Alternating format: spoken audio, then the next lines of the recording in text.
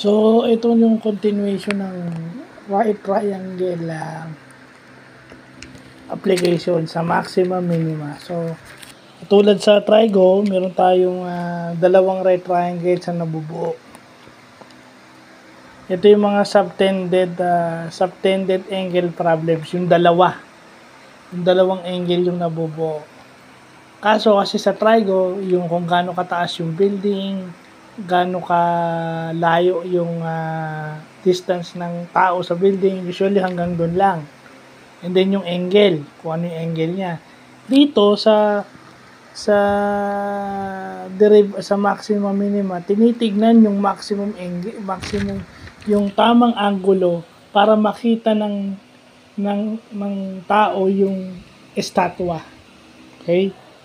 So yun yung yung field of view niya is tinitignan yung tamang angle para makita niya ng maayos yung object. Yung kanyang angle of elevation is yung angle of elevation niya para makita niya ng maayos yung object. So yun yung magandang nakukuha natin na perception dito sa problem na to.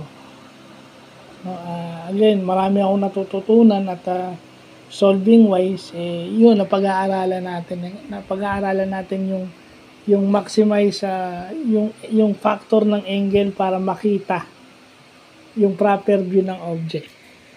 Tinitingnan yung viewing angle to view the object properly. So, yun lang po.